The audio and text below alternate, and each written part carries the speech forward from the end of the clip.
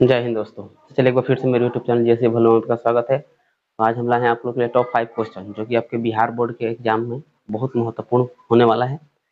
चलिए अभी तक मेरे वीडियो को आपने लाइक नहीं किया तो लाइक कर दें, मेरे चैनल को सब्सक्राइब नहीं किया तो सब्सक्राइब कर दें, साथ में बेल आइकन को जरूर दबा दीजिएगा ताकि मेरे वीडियो का नोटिफिकेशन सबसे पहले आप तक पहुंचे। चलिए एकदम रेडी हो जाइए और हम आज टॉप 5 प्रश्न करेंगे। तो सबसे पहला प्रश्न यहाँ पर हमारा दिया है, त्रिकोणमिति से लिया गया है। ठीक है, तो हम सब तरह का हर टाइप का प्रश्न आपको लेकर आएंगे जो कि आपके एग्जाम के लिए बहुत ही महत्वपूर्ण होने वाला है। तो एक भी वीडियो मिस मत करिएगा और पूरा अंत तक वीडियो जरूर देखिएगा। अगर एग्जाम में अच्छा नंबर लाना है तो मेरे वीडियो में अंत तक जरूर बने रहिएगा और चैनल को सब्सक्राइब कर लीजिएगा। ठीक है, तो चलिए हम हर तरह का प्रश्न आपके लिए लाते रहेंगे। हमारा कोशिश यही रहेगा कि डेली बाई डेली मैंने 5 प्रश्न हम आपको कराएं जो कि आपके एग्जाम के लिए बहुत ही महत्वपूर्ण होने वाला है। तो आप भी प्रैक्टिस करते रहिए, कॉपी कलम जो भी है लेकर बैठ जाइए सामने और हमारे साथ आप भी शुरू कीजिए और देखते हैं आप कितना प्रश्न को 5 में से मतलब कितना सॉल्व कर पाते हैं और कितना नहीं हो पाता, उसके लिए तो हम हैं। चलिए कमेंट में आप जरूर बताइएगा कि वीडियो कैसा लगा है और मतलब किस टाइप का आप लोग प्रश्न चाहते हैं। ठीक है, तो चलिए सबसे पहला प्रश्न हमारा दिया हुआ मान बताएं। तो इस टाइप का क्वेश्चन एकदम फिक्सिंग है कि एग्जाम में पूछा जाता है। ठीक है, तो सबसे पहला प्रश्न हमारा दिया हुआ है यहाँ पे पर 1 + cot² a by 1 + tan² a, इसका हमें मान ज्ञात करना है। ठीक है, तो ये सिंपल क्वेश्चन है। ठीक है, तो सबसे पहले हमको इसका मान मालूम होना चाहिए कि 1 + cot² बराबर क्या होता है। तो 1 + cot² बराबर होता है cosec² a। ठीक है, फिर देखते हैं नीचे दिया है 1 + tan²। तो 1 + tan² का मान क्या होता है sec² a। ठीक है, तो एक काम और करना है कि अगर आपको त्रिकोणमिति पर कमांड पाना है, त्रिकोणमिति में हम चाहें कि पूरा क्वेश्चन हम बना लें, तो उसके लिए हमें एक काम करना होगा कि फार्मूला उसको अच्छा से समझकर याद कर लेना होगा। ठीक है, चलिए हम आगे बढ़ते हैं। तो cosec² a हो गया और यहाँ पर क्या हो गया sec। तो cosec का फॉर्मूला होता है 1/sin² a और sec का फॉर्मूला होता है 1/cos² a। अब दोनों को पलट दिया जाए तो यहाँ हो जाएगा कितना 1/sin² a, इसको पलटेंगे तो कितना sin cos के ऊपर चला जाएगा तो cos² a बाई कितना आ जाएगा 1। दोनों को मिला दिया जाए तो हो गया कितना cos² a अब बाई में कितना आ जाएगा sin² a। तो cos a by sin a क्या होता है 10 होता है, तो इस पर भी स्क्वायर तो कर देंगे 10² a और यही हमारा हो जाएगा आंसर। ये प्रूफ करने के लिए भी देता है या मान निकालने के लिए भी देता है। तो मान निकालने के लिए दिया है या प्रूफ करने के लिए दे, इससे कोई फर्क पड़ने वाला नहीं है। हमको तो आंसर लाना है तो आंसर लाएंगे बना के। ठीक है, तो ये हमारा हो गया पहला क्वेश्चन कंप्लीट। तो चलिए इसी का दूसरा भाग हमारा दिया हुआ है। ठीक है, इस टाइप का क्वेश्चन एकदम पूछता है, ध्यान रखना इस प्रश्न पे। तो सबसे पहले यहाँ पर हमको करना क्या है, तो इसमें दोनों में हम देखेंगे ध्यान से हमको क्या दिखाई दे रहा है। क्वेश्चन पहले देखना है, समझना है, उसके बाद आगे बढ़ना है। तो दोनों में 9 दिख रहा है, 9 कॉमन कर लेते हैं। यहाँ पर क्या हो जाएगा sec² a minus tan² a हो गया। तो ये फॉर्मूला आपको पता होगा कि sec² a माइनस tan² बराबर क्या होता है 1 होता है। तो 9 इसका फॉर्मूला 1 हो गया, मल्टीप्लाई कर दिया गया, कितना आंसर आ गया 9 आंसर आ गया। ठीक है, तो चलिए इसके बाद आगे बढ़ते हैं अगला प्रश्न की तरफ। इसका तीसरा, तो तीसरा भाग दिया हुआ है 2 tan 30° बाई 1 + tan² 30°। ठीक है, तो इसमें हमको क्या होना चाहिए मान याद होना चाहिए। मान याद है तो आसान है, नहीं याद है तो थोड़ा सा दिक्कत होगा, लेकिन मान याद करना पड़ेगा। तो चलिए इसको लेकर चलते हैं। तो 2 का 2 ठीक और tan 30 का मान कितना होता है 1/√3 होता है बाई 1 प्लस tan 30 का मान कितना होता है 1/√3 का होल स्क्वायर। क्यों? क्योंकि यहाँ पे स्क्वायर दिया है इसलिए स्क्वायर किए हैं। अपना से कुछ नहीं करना है, जो दिया है उसको करते चलना है। ठीक है, मैथ अगर बनाना है तो मन में ये मत सोचिए कि हमसे नहीं होगा, होगा, करने से होगा। पहले ही हम ठान लेंगे कि नहीं बनेगा तो कभी नहीं बनेगा, इसलिए हमें कोशिश करना है। ठीक है, हो जाएगा 2/√3 इसका हो जाएगा कितना 1, इसका स्क्वायर करेंगे 1 और √3 का स्क्वायर करेंगे तो कितना आ जाएगा 3 आएगा ना। नीचे कुछ है तो 1 रखते हैं, तो ये हो जाएगा 2/√3। इसका एलसीएम निकाल लेंगे तो हो जाएगा कितना 3, यहाँ लिखेंगे 3 + 1 होगा ना। अब यहाँ पर देख लेते हैं थोड़ा सा, हो जाएगा 2/√3 यहाँ पर जोड़ लेंगे तो 4 हो जाएगा। इसको पलट दिया जाए तो ऊपर जाएगा और ये 4 कहाँ जाएगा नीचे। इससे इसको कैंसिल कर सकते हैं ना 2 से, और √3 से 3 काट सकते हैं कितना से √3 से। आंसर हमारा हो जाएगा कितना √3/2। चलिए बताइए इसमें कोई दिक्कत नहीं है। अगर दिक्कत हो तो कमेंट बॉक्स में जरूर बताना है, हम फिर कोशिश करेंगे, अलग से फिर समझाने का प्रयास करेंगे, फिर वीडियो बनाएंगे आपके लिए। ठीक है, तो चलिए कैसा लगा ये प्रश्न। अब चलिए हम इसके बाद और इसका हम 4 प्रश्न सॉल्व करना है। इसको आप लोग चाहें तो नोट भी कर सकते हैं और नहीं तो यहाँ पर क्वेश्चन दिया हुआ है, इसका आप लोग प्रैक्टिस कर सकते हैं। चलिए नोट कीजिए।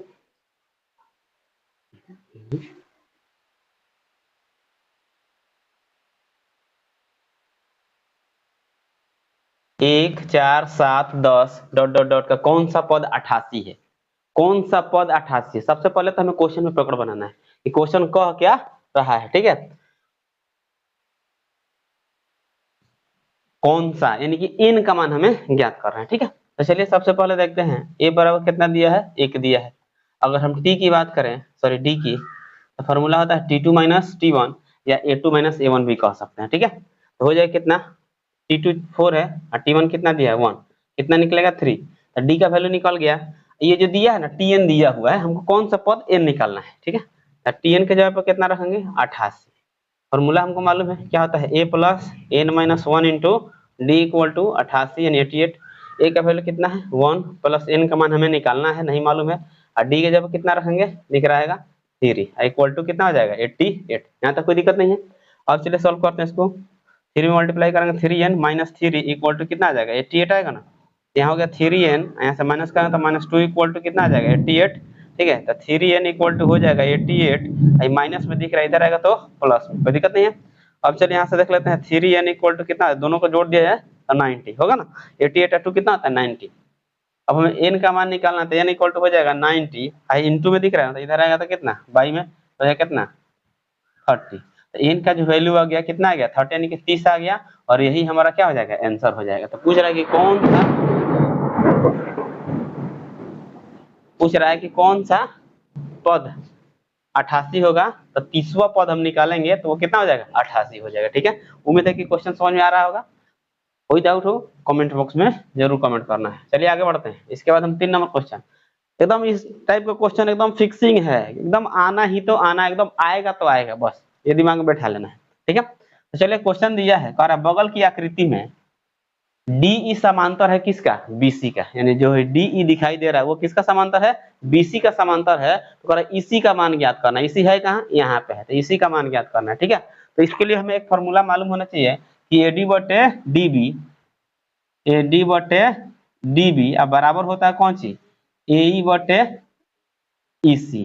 बात समझ, बस ये फॉर्मूला जो भी इस तरह का दिया, मान लो यहाँ पर कुछ भी रह सकता है, जरूरी नहीं कि ये है तो ये रहेगा, PQR कुछ भी रह सकता है, ठीक है। तो कुछ भी रहे उससे कोई फर्क नहीं पड़ता है, बस ये याद रखना कि इतना के बट्टा इतना और इतना का बट्टा इतना बराबर हो जाता है। तो AD का वैल्यू देख सकते हैं 2 दिया है और इसका वैल्यू कितना दिया है 3 दिया है इक्वल, AE का वैल्यू कितना है 5 और EC का वैल्यू कितना है नहीं मालूम है, तो क्या करेंगे रख देंगे, दूसरा कौन उपाय है cross multiplication. 2EC equal to कितना आ जाएगा 15 होगा ना।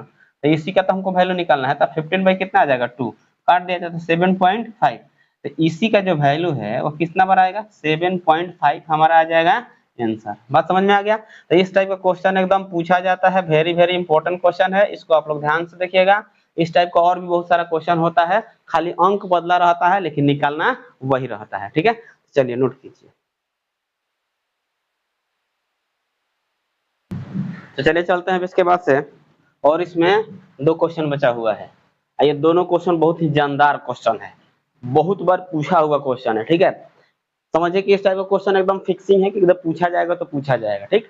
हम ऐसा क्वेश्चन आपको बताने वाले हैं, ऐसा क्वेश्चन हम कराएंगे टॉप 5 5 ही क्वेश्चन कराएंगे, ठीक है। लेकिन पांचों एकदम जानदार क्वेश्चन होगा, शानदार क्वेश्चन होगा, ठीक है। आपके एग्जाम में तहलका मचा देगा। तो बस आप मेरे वीडियो में अंत तक जरूर बने रहिएगा और सारा का सारा वीडियो आप देखिएगा, ठीक है। उसके बाद देखिए आपका एग्जाम में मैथ में ऐसा कोई क्वेश्चन नहीं जो छूट जाए। बात समझ आ रहा है ना। एकदम आप ध्यान से बने रहिएगा मेरे वीडियो में और देखिए कैसे हम लोग तहलका मचाने वाले हैं बोर्ड के एग्जाम में, ठीक है।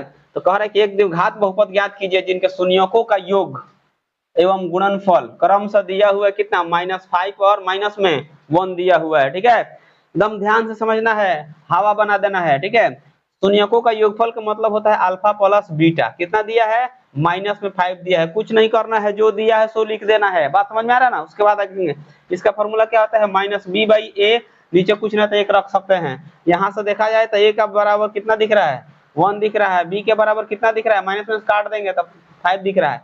फिर आगे बढ़ेंगे तो गुणनफल की बात हो रही है, तो गुणनफल कितना दिया है अल्फा इंटू बीटा होता है ना, दिया है माइनस में 1, इसका भी फॉर्मूला मालूम होगा आपको c/a, यहाँ पे लिखेंगे 1, नीचे कुछ नहीं है तो 1 रख सकते हैं। a का वैल्यू देख लीजिए यहाँ से 1 और c का वैल्यू कितना निकल गया -1। हमको मालूम है a बराबर 1 हो गया, b बराबर कितना आ गया 5 और c बराबर -1। यहाँ तक तो कोई दिक्कत नहीं है। अब हम जानते हैं कि द्विघात बहुपद बराबर क्या होता है, तो द्विघात बहुपद का जो फॉर्म होता है वो होता है A X square plus B X plus C. A का वैल्यू कितना दिया है 1 दिया है, इंटू में हो जाएगा हमारा एक्स स्क्वायर। बी का वैल्यू देख सकते हैं कितना दिया 5 इंटू में हो जाएगा एक्स प्लस सी का मान कितना दिया है 1 दिया हुआ माइनस में। ठीक है, अब मल्टीप्लाई कर लो बाबू, तो एक्स स्क्वायर प्लस में कितना आ गया 5x प्लस माइनस माइनस में 1 और ये हो जाएगा हमारा आंसर। ठीक है, तो इस टाइप का क्वेश्चन एकदम पूछता है, एकदम कंफर्म है कि इस टाइप का क्वेश्चन एग्जाम में आएगा तो आएगा, और आप मेरे वीडियो में बने रहिए। चलिए अगला देखते हैं क्वेश्चन 5 नंबर। 5 नंबर क्वेश्चन दो तरह से पूछ सकता है। कह रहा है यहाँ पर 96 का अभाज्य गुणनखंड करे, नहीं तो इसमें पूछ देगा 96 में 2 का घात पूछ देगा, ठीक है, 3 का घात पूछ देगा, अगर मतलब उसमें जो संख्या आता है उसका घात भी पूछा जाता है। तो एक क्वेश्चन से हम 2 क्वेश्चन सॉल्व करेंगे, यानी कि एक तीर में 2 शिकार होने वाला है यहाँ पे। तो चलिए इसका क्या करना है, अभाज्य गुणनखंड निकालना है, किसका 96 का। तो 5 नंबर क्वेश्चन है कि हमारा आज का लास्ट क्वेश्चन है।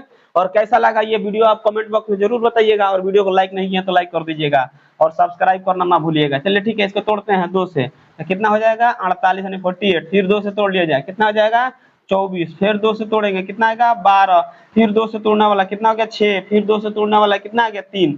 इसका जो अभाज्य गुणनखंड अगर पूछा जाए तो हम बता देंगे 2 गुने 2 गुने 2 गुने 2 गुने 2 कितना है 2 3 2 कितना हो गया 5। तो आप देख सकते हैं 3 2 5 है, इसके बाद क्या आ गया 3।